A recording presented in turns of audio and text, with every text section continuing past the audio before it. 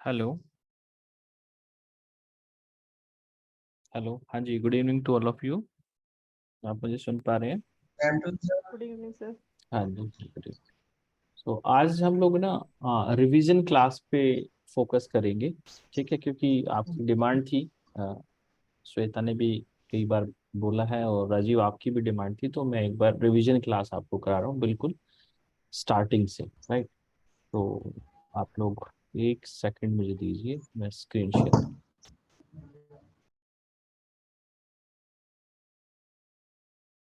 I think ये screen visible है आप सभी को। Yes sir. Okay, good. So today our topic is what is SAP, right? But before knowing SAP, we must know what is ERP. I think आप सभी ने ERP सुना होगा वर्ड, right? और SAP तो in fact you have enrolled to learn SAP, right? So as per your knowledge, what do you think? What is ERP software? Anybody wants to explain what is ERP software as per your knowledge?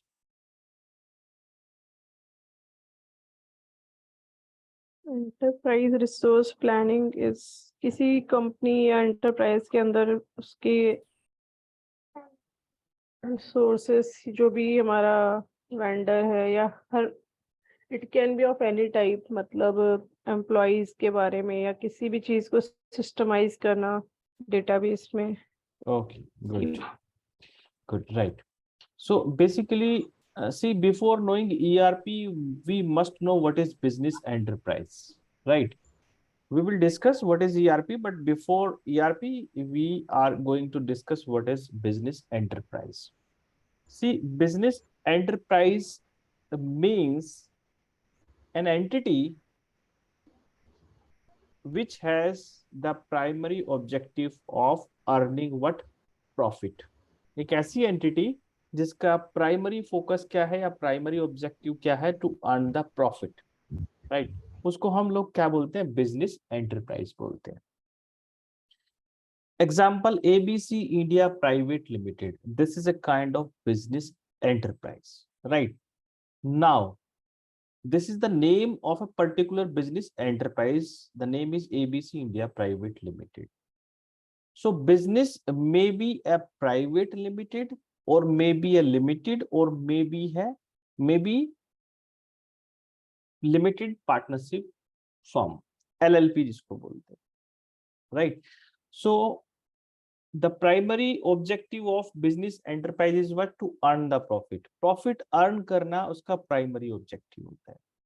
कोई भी business enterprises इस particular objective को किस तरीके से achieve करता है, ये डिपेंड करता है कि उसने अपने जो बिजनेस के 5 रिसोर्सेज हैं उसको कितने एफिशिएंट मैनर में मैनेज किया है। बिजनेस के या बिजनेस एंटरप्राइज के किसी के भी 5 जो रिसोर्सेज हैं वो मैनेजमेंट में ज्यादातर स्टूडेंट जो एमबीए करते हैं वो पढ़ते हैं। और जो 5 रिसोर्सेज हैं मैंने मेंशन भी किए हैं, that is what? Money, material, machine, man power and time. These are the 5 resources which management is supposed to manage in efficient manner of a business enterprise in order to earn the desired profit. और in fact खाली profit earn करने के लिए business की continue growth के लिए भी हमें ये 5 रिसोर्सेज एफिशिएंट मैनर में मैनेज करने आने चाहिए। अब एक बिजनेस एंटरप्राइज ऐसे सॉफ्टवेयर को यूज करता है जो उस बिजनेस एंटरप्राइज को हेल्प करता है इन 5 रिसोर्सेज को मैनेज करने। उसी पर्टिकुलर सॉफ्टवेयर का नाम क्या है? ERP, enterprise resource planning. Basically planning word की बजाय यहाँ पे क्या आना चाहिए? Enterprise resource management software, right? तो हम लोग कह सकते हैं कि जो ईआरपी सॉफ्टवेयर है उसको बिजनेस एंटरप्राइजेस यूज करते हैं in order to manage their resources so that they can earn the desire profit. And खाली एक ही ऑब्जेक्टिव नहीं है उनका कि प्रॉफिट को अर्न करना, कंटिन्यू ग्रोथ का भी ऑब्जेक्टिव है। तो जो कंटिन्यू ग्रोथ है वो भी ईआरपी सॉफ्टवेयर की हेल्प से बिजनेसेस गेन करते हैं, राइट। अब एक चीज और भी है, बिजनेस एंटरप्राइजेस जब ये 5 रिसोर्सेज को मैनेज करते हैं तो वो डिफरेंट डिफरेंट डिपार्टमेंट्स में अपने फंक्शंस को डिवाइड कर देते हैं। एग्जाम्पल के तौर पे, if there is a function of purchasing या प्रोक्योरमेंट, वो एक पर्टिकुलर डिपार्टमेंट को क्या करना है, परफॉर्म करना है। उस डिपार्टमेंट का नाम होगा प्रोक्योरमेंट डिपार्टमेंट, या जनरल वर्ड्स में हम बोल देते हैं उसको परचेज डिपार्टमेंट। सिमिलरली एक दूसरा डिपार्टमेंट भी होगा, that will be store department, उसके भी अपने फंक्शंस होंगे। प्रोडक्शन डिपार्टमेंट, उसके भी अपने फंक्शंस होंगे। सेल्स डिपार्टमेंट, उसके भी अपने फंक्शंस होंगे। इसी तरीके से अकाउंट्स और फाइनेंस डिपार्टमेंट के भी अपने फंक्शंस होंगे। एचआर डिपार्टमेंट के भी अपने फंक्शंस होंगे, और आर&डी डिपार्टमेंट के भी अपने फंक्शंस होंगे। ईआरपी आपको एडिशनली क्या बेनिफिट देता है, इन 5 रिसोर्सेज को तो एफिशिएंट मैनर में मैनेज करता ही करता है। जितने भी डिपार्टमेंट्स हैं आपके रिस्पेक्टिव बिजनेस एंटरप्राइज के, उन सभी को एक साथ कनेक्ट कर देता है। इसको टेक्निकल लैंग्वेज में बोलते हैं हम इंटीग्रेशन। लाइक सेल्स डिपार्टमेंट को इंटीग्रेट कर देगा लेट्स से प्रोडक्शन डिपार्टमेंट के साथ में, स्टोर डिपार्टमेंट के साथ में, परचेज डिपार्टमेंट के साथ में, अकाउंट्स और फाइनेंस डिपार्टमेंट के साथ। सो नेक्स्ट जो ईआरपी की एक इंपॉर्टेंट फीचर है वो यही है कि बिजनेस एंटरप्राइज के जो डिफरेंट डिफरेंट डिपार्टमेंट्स हैं उन सभी को आपस में कनेक्ट करता है, और इस कनेक्शन को हम लोग बोलते हैं इंटीग्रेशन, राइट। तो अब जिस डिपार्टमेंट का जो भी रिस्पेक्टिव फंक्शन है वो इस सॉफ्टवेयर की हेल्प से ही परफॉर्म करता है। एग्जाम्पल के तौर पे अकाउंट्स डिपार्टमेंट के जो फंक्शंस हैं, for example journal ledger accounting, accounts payable, accounts receivables, asset accounting, controlling, these are being performed with the help of this ERP software। इसका मतलब ये हुआ कि इन डिपार्टमेंट्स के जो भी रिस्पेक्टिव फंक्शंस होंगे, जिनको इन डिपार्टमेंट में respective employees day to day basis पे परफॉर्म करेंगे, वो भी इसी सॉफ्टवेयर की हेल्प से परफॉर्म होंगे। क्लियर? यहां तक कोई क्वेश्चन है आप लोगों का?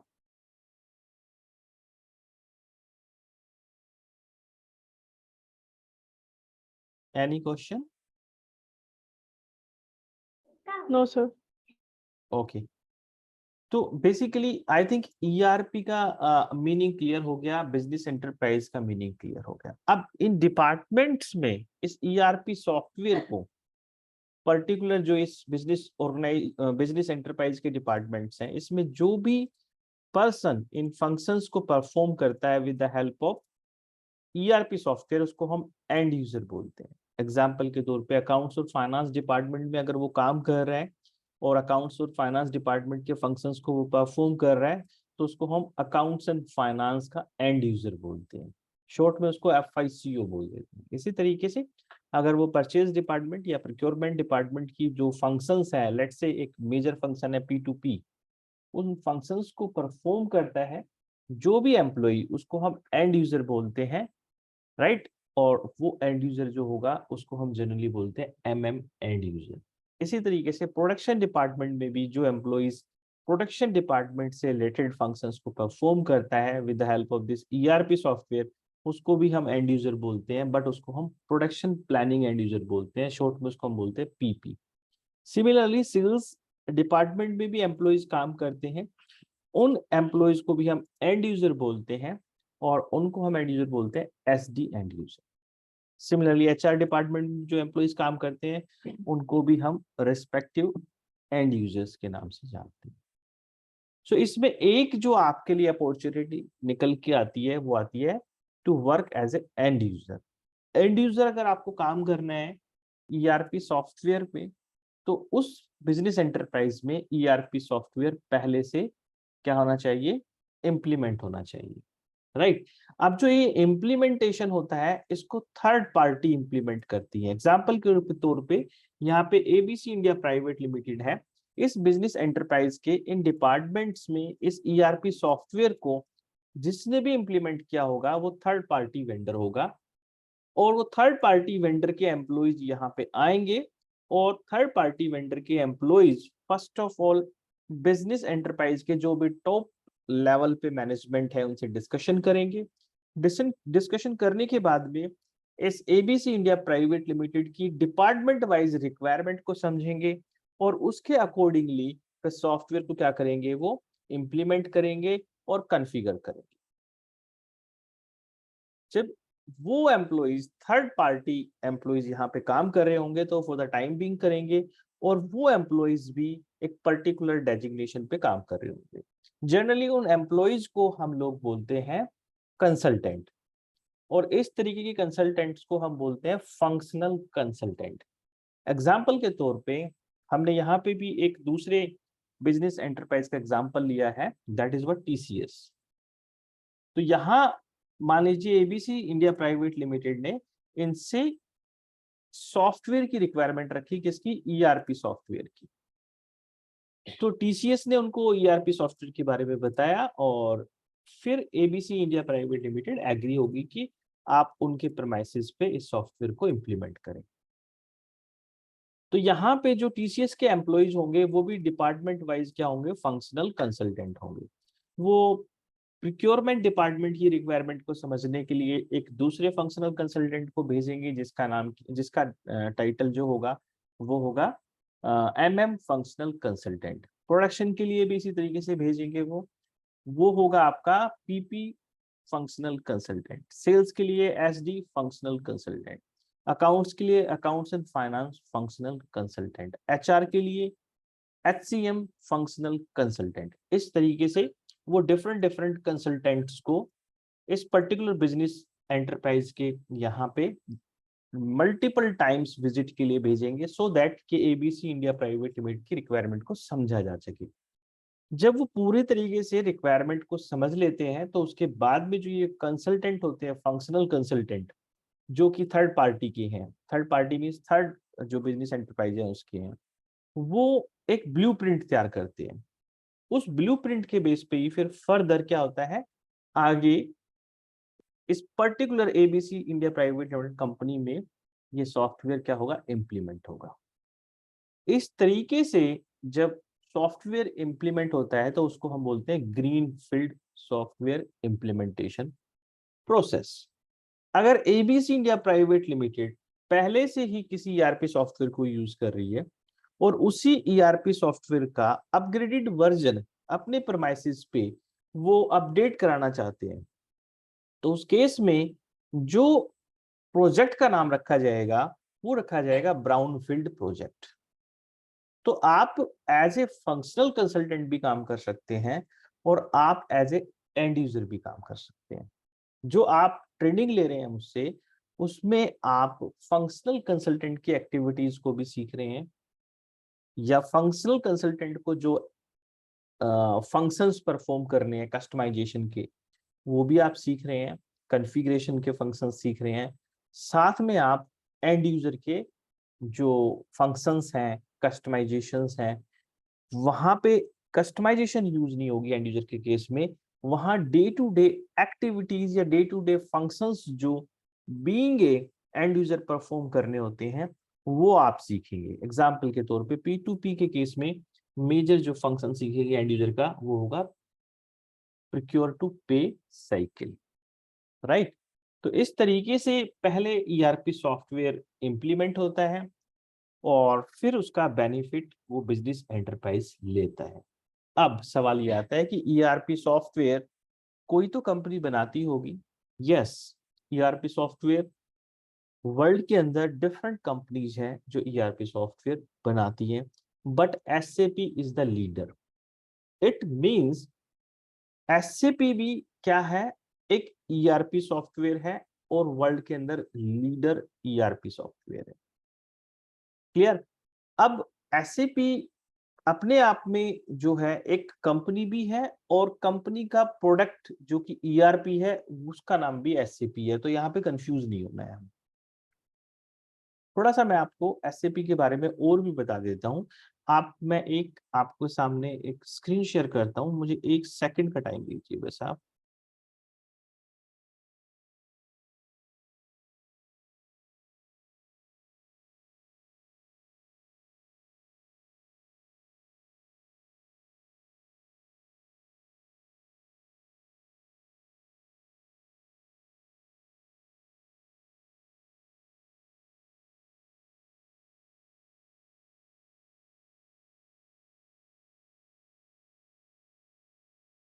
आई थिंक पीपीटी आपके सामने आ गई, राइट? यस। तो अगर मैं SAP की बात करूं तो SAP is a leading ERP software being used by business enterprises globally. 4 lakh plus इसके सेटिस्फाइड कस्टमर्स हैं ऑलरेडी 190 कंट्रीज के अंदर, और वर्ल्ड की जो 500 फॉर्चून कंपनीज हैं उसमें से मोर देन 90% कंपनीज SAP को यूज करती है, राइट? SAP को यूज करने से सिंपल वर्ड्स में मैं बता चुका हूं कि बेनिफिट क्या मिलने वाला है। सिंपल वर्ड्स में बेनिफिट ये मिलने वाला है आपको कि आपके बिजनेस के जो 5 रिसोर्सेज हैं वो आप एफिशिएंट मैनर में मैनेज कर पाएंगे, और उनको एफिशिएंट मैनर में मैनेज करने से बेनिफिट मिलने वाला है कि जो आपके बिजनेस का डिजायर प्रॉफिट है वो आप अर्न कर पाएंगे और कंटिन्यू ग्रोथ ले पाएंगे। इसके अलावा क्योंकि बिजनेसेस के अंदर जो डिपार्टमेंट है वो सभी आपस में कनेक्ट हो जाएंगे, आपके बिजनेस के जो भी डिपार्टमेंट्स हैं वो सभी आपस में कनेक्ट हो जाएंगे, तो उससे क्या होगा, स्ट्रीमलाइन प्रोसेसेस हो जाएंगी, लाइव डेटा मिलेगा आपको, कस्टमर्स के जो ट्रेंड है उसको आप प्रिडिक्ट कर पाएंगे, पूरे एंटायर बिजनेस से आप कनेक्ट हो पाएंगे, राइट? तो ये एडिशनल बेनिफिट्स आपको मिलेंगे। तो इसलिए कंपनीज क्या प्रेफर करती हैं, ERP के केस में SAP को प्रेफर करें, right? Next, what does SAP stands? मैं तो बार बार ही SAP बोल रहा हूँ, बहुत से लोग इसको क्या बोलते हैं, SAP बोलते हैं। दैट इज रॉन्ग बेसिकली, क्योंकि कंपनी ने खुद इसका मीनिंग बताया है। What is the meaning? आपके सामने स्क्रीन पे अवेलेबल है, इसका मीनिंग आप देख सकते हैं, राइट? नेक्स्ट, कैसे प्रोनाउंस करना है ये भी मैंने बताया है, खुद कंपनी ने भी रिकमेंड किया है कि आपको किस तरीके से इसको प्रोनाउंस करना है, SAP note SAP, right? Now who developed SAP, already बता चुका हूँ, SAP कंपनी जिसने SAP सॉफ्टवेयर बनाया है उसका नाम भी SAP है, बट इसको हम SAP SE बोलते हैं। SE stands for societies European. इसका मतलब ये हुआ कि इसको डेवलप करने वाली कंपनी यूरोप से बिलोंग करती है, और यूरोप में बेसिकली जर्मनी से बिलोंग करती है, इसका हेडक्वार्टर जर्मनी में है, राइट? और एक और चीज है कि SAP की अपनी खुद की सब्सिडरीज भी है, लाइक SAP सक्सेस फैक्टर के नाम से, SAP अरीबा, SAP, एंड इसके अलावा और भी आप कह सकते हैं सब्सिडरीज है। इसका मतलब ये हुआ कि ये जो कंपनी है मल्टीपल प्रोडक्ट्स मार्केट में इसने अपने डेवलप कर रखे हैं। 5 फाउंडर्स हैं, उनके नाम लिखे हुए हैं, और 1 अप्रैल 1972 को इसको फाउंड किया गया था, राइट, जर्मनी। नेक्स्ट, इसको अगर हम इसकी हिस्ट्री देखें तो आप इसकी हिस्ट्री इस तरीके से देख सकते हैं। 1972 में इसको डेवलप किया गया था, उसके बाद में इसमें कुछ चेंजेस आए 1981-82 के अंदर, फर्दर फिर इसमें डिफरेंट डिफरेंट चेंजेस आते गए, और उस टाइम पे इसका नाम SAP R2 था, फिर SAP R3 हुआ 1993-1994 के अंदर, और कंटिन्यू इसमें इसी तरीके से ग्रोथ होती रही। 2002 तक भी हम लोग इसको R3 के नाम से बोलते थे। देन 2005-2006 में हम इसको SAP ERP के नाम से जानने लगे। फिर अगेन इसमें कुछ चेंजेस आए, और अब फाइनली 2015 के अंदर हम इसको SAP S/4HANA बोलते हैं। कुछ लीडिंग कंपनीज हैं जो आप देख सकते हैं SAP पे बिलीव करती हैं और SAP को यूज भी करती हैं, आपके सामने स्क्रीन पे है। देन SAP जो हाना है आज की डेट में वो फ्योरी बेस्ड है। फ्योरी बेस्ड होने से बेनिफिट आपको जो मिलता है, यूजर एक्सपीरियंस इंटरफेस, वो डेस्कटॉप पे भी मिलता है, मोबाइल पे भी मिलता है, और आपका टैब पे भी मिलता है, टैबलेट पे, राइट? ये इसके बेनिफिट्स हैं। और एक और इम्पोर्टेंट चीज, आपने इसका प्रीवियस वर्जन तो सुना ही होगा, SAP ECC। मैं थोड़ा सा उसके साथ कंपैरिजन कर दूं, ECC में और S/4HANA में क्या डिफरेंस है। बेसिकली हाना एक डेटाबेस है, सॉफ्टवेयर में जो भी आप वर्क करते हैं तो जो डेटा मेंटेन होता है वो डेटाबेस में मेंटेन होता है। डेटाबेस स्पीड वाला होना चाहिए, स्लो नहीं होना चाहिए। जो ECC का डेटाबेस है वो third party database SAP use में ले सकता था, बट जब से SAP S/4HANA आया है, अब SAP बाउंड है कि SAP का डेटाबेस ही कंपनीज को, क्लाइंट्स को यूज करना होगा। दैट इज व्हाट हाना। अभी बेनिफिट क्या मिलने वाला है आपको कि 3600 टाइम्स फास्टर रिपोर्ट स्पीड हो जाएगी, 21% एवरेज इंक्रीज इन रेवेन्यू आने के चांसेस बन जाते हैं। किस तरीके से? पहले जो हम अपना डेटा मेंटेन करते थे, याद रखें जो भी डेटाबेस में डेटा मेंटेन होता है वो टेबल्स में मेंटेन होता है, तो एसएपी का डेटा भी टेबल्स में मेंटेन होता था। तो मान लीजिए आपको एक पर्टिकुलर ट्रांजेक्शन का या पर्टिकुलर ट्रांजेक्शंस का डेटा मेंटेन कर रहे हैं, और उस डेटा को मेंटेन करने के लिए ईसीसी के केस में, ट्रेडिशनल के केस में 593 जीबी स्पेस आपको रिक्वायर्ड है, राइट। और उसके लिए आपको डिफरेंट ऑलमोस्ट 15 टू 16 टेबल चाहिए, जबकि एस4 हाना में आप उसी पर्टिकुलर डेटा को अगर आप स्टोर करते हैं तो 42.4 जीबी डेटा ही आपको चाहिए। तो ये तो डिफरेंस हो गया स्पेस का। द टेबल्स भी ओनली 4 चाहिए आपको एज कंपेयर टू 16। तो इस तरीके से आपका डेटा बेस जो है वो बिल्कुल एक सिंपल और स्मूथ कर दिया गया है, उसके अंदर स्पीड भी अच्छी आपको मिल पा रही है, राइट। तो अब एक चीज और भी है इसमें, SAP S4 हाना आपका क्लाउड बेस एडिशन भी अवेलेबल है और ऑन परमाइसिस भी अवेलेबल है। ऑन परमाइसिस के केस में ये ट्रेडिशनल वे है, आपका खुद का अपना सर्वर होगा, ऑफलाइन सर्वर रहेगा, आप उसमें सॉफ्टवेयर को इंस्टॉल कराएंगे और अपनी कंपनी के लिए यूज करेंगे। क्लाउड के केस में आपका जो लाइसेंस होगा वो क्लाउड पे आपका जो एक्टिवेट होगा, और क्लाउड पे आप इंटरनेट की हेल्प से डेटाबेस को एंजॉय करेंगे, और सॉफ्टवेयर को भी आप इंटरनेट की बेस पे यूज करेंगे। यहां तक कोई क्वेश्चन है आप लोगों का तो प्लीज मुझसे पूछ लें, और अगर नहीं है तो फिर हम अपना फर्दर डिस्कशन कर सकते हैं। No sir. Okay Rajiv, clear है? Sir okay. Clear sir. तो जैसे मैंने आपको बताया कि इसमें मेजरली 2 यूजर्स होते हैं, बट इसी पॉइंट पे स्टिक नहीं होता है। फर्दर इसमें और भी यूजर्स होते हैं, वो टेक्निकल यूजर्स होते हैं जिसको हम टेक्निकल कंसल्टेंट बोलते हैं। मींस SAP सॉफ्टवेयर जो बनाया है उसकी एक पर्टिकुलर लैंग्वेज है, और उस लैंग्वेज को जो यूज करते हैं सॉफ्टवेयर को डेवलप करने में, फर्दर कस्टमाइजेशन करने में, टेक्निकल पॉइंट ऑफ व्यू से, उनको हम टेक्निकल कंसल्टेंट बोलते हैं, और उसके लिए उसको ABAP जो है कंसल्टेंट के नाम से जाना जाता है।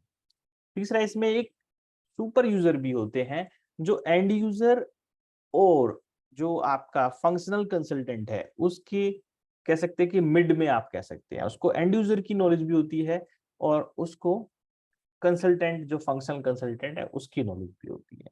तो डिफरेंट डिफरेंट आपको अपॉर्चुनिटीज मिलती हैं सॉफ्टवेयर को सीखने के बाद में। मैं आपको क्लाइंट्स भी बता चुका हूँ ऑलरेडी कितने इंस्टॉल्ड हैं सॉफ्टवेयर्स, और कंटिन्यू ग्रोथ है। तो आप इसमें अपना फ्यूचर पॉइंट ऑफ व्यू से देख सकते हैं, जॉब के एस्पेक्ट से भी आप सोच सकते हैं इसमें, राइट। तो अब इसको यूज कैसे करते हैं वो आप लोगों को पता ही है, हम डेली यूज कर रहे हैं। पर यूज करने से पहले हमें इसकी इनिशियल कॉन्फ़िगरेशंस करनी होती हैं, और उसमें पहली कॉन्फ़िगरेशन जो आती है that is what enterprise structure configuration. ठीक है, एंटरप्राइज स्ट्रक्चर कॉन्फ़िगरेशन जो परफॉर्म करेगा वो कौन होंगे? वो फंक्शनल कंसल्टेंट होंगे, और फंक्शनल कंसल्टेंट में भी जो FICO के कंसल्टेंट होंगे वो इस एक्टिविटी को परफॉर्म करेंगे। आप लोग लेट से MM की क्लासेस ले रहे हैं मटेरियल मैनेजमेंट की, तो ये आपकी रिस्पॉन्सिबिलिटी में नहीं आता है, आपके जो प्रोफाइल में नहीं आता है, बट फिर भी आप इसको सीखेंगे कि किस तरीके से फंक्शनल कंसल्टेंट एंटरप्राइज स्ट्रक्चर को डिजाइन करता है, कॉन्फ़िगर करता है, डेवलप करता है, राइट। अब एंटरप्राइज स्ट्रक्चर के अलावा भी फाइनेंशियल अकाउंटिंग की कुछ कॉन्फ़िगरेशंस जो मैंडेटरी है वो परफॉर्म करनी होती है हमें।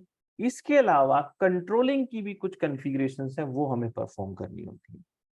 तो याद रखिए मैंने बताया पहले आपको एंटरप्राइज स्ट्रक्चर को कॉन्फ़िगर करेंगे आप, देन उसके बाद में मैंने बताया कि FI की कुछ बेसिक कॉन्फ़िगरेशंस होती हैं जो रिक्वायर्ड हैं, जो मैंडेटरी हैं, उनको कॉन्फ़िगर करेंगे, और कंट्रोलिंग की कुछ रिक्वायर्ड कॉन्फ़िगरेशंस हैं उनको आप कॉन्फ़िगर करेंगे।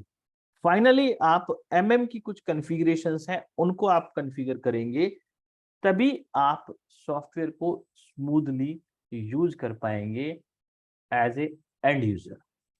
क्लियर? तो ये पॉइंट्स डिस्कशन करने जरूरी है कि किस तरीके से हमें एंटरप्राइज स्ट्रक्चर को इसमें कॉन्फ़िगर करना होता है और किस तरीके से फिर हमें फर्दर एफआई की जो कॉन्फ़िगरेशंस हैं उनको परफॉर्म करना होता है और किस तरीके से हमें कंट्रोलिंग की कॉन्फ़िगरेशंस हैं उनको परफॉर्म करना होता है। राइट, तो मैं एक बार सिस्टम कोई भी यूज कर लेता हूँ, आप एक सेकंड देना बस मुझे। मैं अभी ऑन कर लेता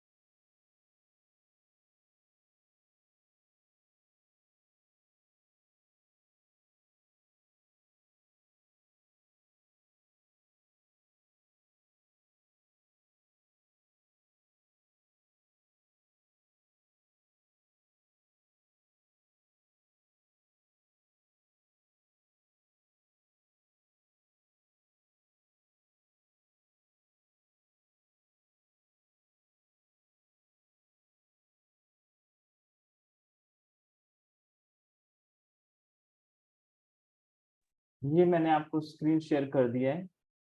राइट, अगर मैं स्क्रीन की बात करूं तो this is what SAP easy access screen. अगर इस स्क्रीन को मैं आपको बताऊं तो इसको एंड यूजर यूज करते हैं और अगर कंसल्टेंट को स्क्रीन यूज करना है तो उसके लिए उसको एसएपी आईएमजी रेफरेंस में जाना होगा। उसके लिए एक ट्रांजैक्शन कोड है, वो यूज कर सकता है या डायरेक्ट वो यहाँ से भी जा सकता है। उसके लिए उसको क्या करना पड़ेगा, टूल्स में आना है, टूल्स में कस्टमाइजेशन में आना है, कस्टमाइजेशन में आईएमजी का फोल्डर मिलेगा और यहाँ उसको अपने प्रोजेक्ट को एग्जीक्यूट करने के लिए ट्रांजेक्शन कोड मिल जाएगा, दैट इज व्हाट एसपीआरओ। इसी पे क्लिक कर दीजिए डबल, या डायरेक्ट आप यहाँ पे टाइप भी कर सकते थे और एससीपी रेफरेंस आईएमजी पे क्लिक करना है। यहाँ देखिए जो मैंने बताया था, this is what enterprise structure, this is the very first step which is being performed by FI consultant. Right, enterprise structure click करेंगे, यहाँ आप देखेंगे there is option of definition and assignment, दोनों फोल्डर्स को यूज करना है but पहले हम यूज करेंगे डेफिनेशन। यहाँ क्लिक करेंगे, there is another folder that is what financial accounting folder, इस पे अगेन क्लिक करेंगे और ड्रिल डाउन करेंगे। यहाँ एक ऑप्शन मिलेगा edit copy delete check company code. अभी जो थोड़ी देर पहले मैं बिजनेस एंटरप्राइज बता रहा था आपको और जिसको मैंने बोला था कि उसका कोई स्टेटस हो सकता है, लाइक वो प्राइवेट लिमिटेड कंपनी हो सकता है या लिमिटेड कंपनी हो सकता है या एलएलपी हो सकता है, उसी को as a company code SCP में क्रिएट करना है आपको। राइट, वो पर्टिकुलर बिजनेस जो इंडिया के पॉइंट ऑफ व्यू से बताऊं तो आरओसी में रजिस्टर होगा, रजिस्टर ऑफ कंपनीज में, as a separate legal entity. उसी सेपरेट लीगल एंटिटी को एसएपी में कंपनी कोड के नाम से जाना गया है और इसी पर्टिकुलर कंपनी कोड की आप जो भी डिपार्टमेंट वाइज फंक्शंस हैं उनको परफॉर्म करेंगे। राइट, तो यहाँ मैं क्लिक करता हूँ इस पे और यहाँ पे जाता हूँ copy delete check company code data और एक है एडिट कंपनी कोड डेटा। ये मेरे पास दो ऑप्शन अवेलेबल है। मैं एडिट पे क्लिक करता हूँ, ये किसी यूजर ने ऑलरेडी इसको एक्सेस कर रखा है अभी, तो हम लोगों को अगर इसको क्लोज करना है इस यूजर को, तो हम यहाँ पे स्क्रीन पे एक नया सेशन ओपन कर लेते हैं, यहाँ बटन पे क्लिक करके, और आप /n/SM12 एक ट्रांजेक्शन कोड को रन करेंगे, और यूजर को यहाँ से ब्लैंक करके जो भी यूजर है सभी आ जाएंगे, और यहाँ कोने से सिलेक्ट करके इसको डिलीट कर देंगे। यस, अब आप इसको परफॉर्म कर सकते हैं। इस पे मैंने क्लिक किया और एडिट पे क्लिक किया, तो यहाँ मुझे ये एक पर्टिकुलर स्क्रीन मिलेगा, और यहाँ टॉप पे मुझे मिलेगा न्यू एंट्रीज का ऑप्शन। इसी पे आपको क्लिक करना है, और यहाँ पे आपको एक कंपनी कोड क्रिएट करना है। कंपनी कोड 4 डिजिट्स का रहता है मैक्सिमम। लेट्स से हम एक कंपनी कोड बना रहे हैं, राजीव आपके लिए बना रहा हूँ RR10। पहले बनाया है क्या? RR10 बना रखा है, हाँ जी सर। हाँ RK10 कर देता हूँ, ठीक है। RK10 नहीं बना हुआ है, ठीक है। और यहाँ पे मैंने एंटर किया RK10 इंडिया प्राइवेट लिमिटेड, ये इसका लीगल नेम है। यहाँ पे सिटी डाल दिया, देन कंट्री IN, कोड लेना है कंट्री का। यहाँ सभी कंट्रीज के कोड अवेलेबल हैं। ये यहाँ जब आप क्लिक करेंगे तो आप इसमें सभी कंट्रीज के कोड देख सकते हैं। ये अभी नहीं आ रहा है, कोई बात नहीं, बट सभी कंट्रीज के कोड आपको मिलेंगे यहाँ पे। और करेंसी भी इसी तरीके से INR यूज करनी है आपको, एंड देन लैंग्वेज इंग्लिश लेनी है। ये डेटाबेस फीड करने के बाद में आपको सेव करना है। यहाँ पे टाइटल कंपनी आएगा, then name RK10 India private limited, and then बाकी जो भी फील्ड्स हैं वो एड्रेस से रिलेटेड है और कम्युनिकेशन से रिलेटेड है, वो आप फीड कर सकते हैं, बट मैंडेटरी फील्ड मैं फील कर रहा हूँ, that is what country IN, और यहाँ इसको मैं सेव कर रहा हूँ। ये कस्टमाइजेशन रिक्वेस्ट जनरेट हो गई है इसमें, मैंने ये सेव कर दिया है, प्रोसेस हो रहा है।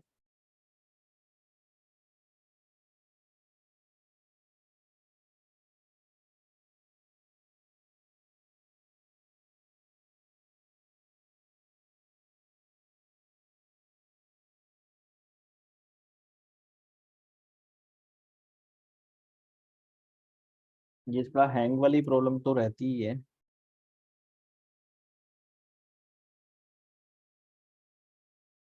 ये क्या राजीव अभी आप कर रहे थे क्या?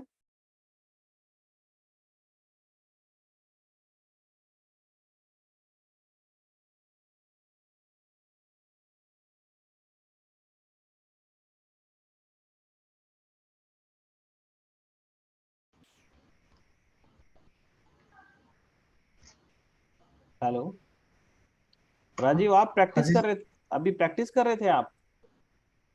हाँ जी सर, इससे पहले क्लास से पहले खोले थे मैं। ये रिलीज स्टैंडर्ड ऑर्डर आपका ही है?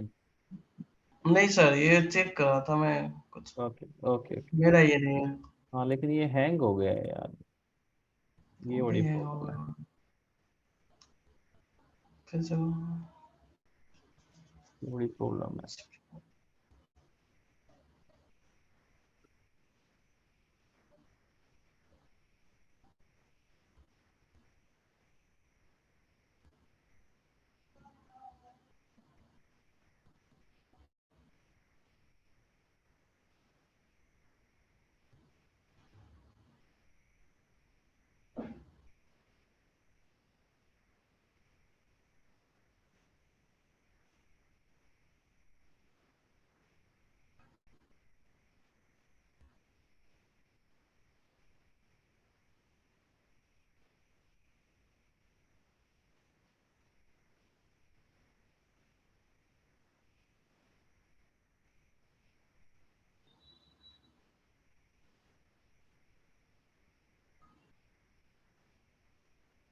आर कितने? ये आर्किटन, ये कंपनी हमारी बन चुकी है, राइट।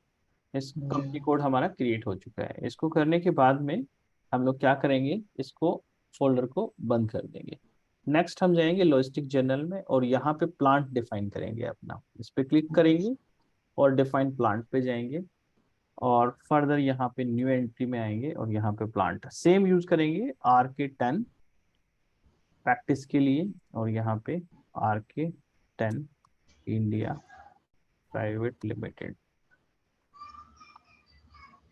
बाकी इसमें और कुछ मेंशन नहीं करना। एड्रेस आप इसमें दे सकते हैं, यहाँ क्लिक करेंगे और एड्रेस यहाँ पे फीड करके नेम भी दे सकते हैं इसका आर्किटेन, और यहाँ पे फर्दर कंट्री सेव करेंगे।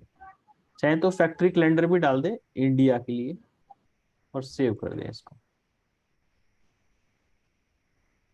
राइट। तो सेकंड जो ऑब्जेक्ट हमने इसमें डिफाइन किया है वो है हमारा प्लांट। यहाँ से मैं बैक जाऊंगा और प्लांट क्रिएट करने के बाद में हमें यहाँ से इसको बंद कर देना है, मटेरियल मैनेजमेंट में आना है और यहाँ पे मेंटेन स्टोरेज लोकेशन पे क्लिक करना है। इससे पहले हमें प्लांट बताना है। R-K10 अभी हमने क्रिएट किया है तो वो प्लांट हमने दे दिया। फर्दर न्यू एंट्री पे जाना है और स्टोरेज लोकेशन R-K10 सेम मैं यूज कर रहा हूँ।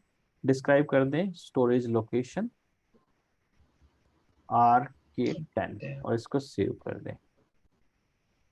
राइट। यहाँ से बैक कर दें, बैक कर दें एंड देन परचेज ऑर्गेनाइजेशन इसको क्लिक कर लें, न्यू एंट्री पे जाएं, यहाँ पे R-K10 से ही बनाएं और purchase organisation R-K10, purchase organisation R-K10 save कर दें इसको। इस तरीके से आपको अपने ये ऑब्जेक्ट्स क्रिएट कर लेने हैं इसमें या डिफाइन कर लेने हैं। अभी मैंने company code, plant, storage location and purchase organisation ये 4-5 ऑब्जेक्ट्स आपको बताए हैं डिफाइन करने। ये हमें डिफाइन करना जरूरी है। अभी क्लास 1 मिनट में बंद हो जाएगी तो रिज्वाइन कर लेना आप लोग। नेक्स्ट यहाँ जी से मैं इसको डेफिनेशन को क्लोज कर रहा हूँ। असाइनमेंट पे आप लोग आ जाइए। असाइनमेंट में सबसे पहले लॉजिस्टिक जर्नल में जाइए, इस पे क्लिक कीजिए और assign plant to company code. Means अब आप सिस्टम को बता रहे हैं this is my plant and kindly integrate it with company code. Click करें यहाँ पे, डेटा लॉग्ड। अच्छा आप भी प्रोसेस कर रहे हैं क्या? नहीं सर। ओके, तो ये बार बार लॉक क्यों हो रहा है? कोई यूजर दूसरा भी यूज कर रहा है।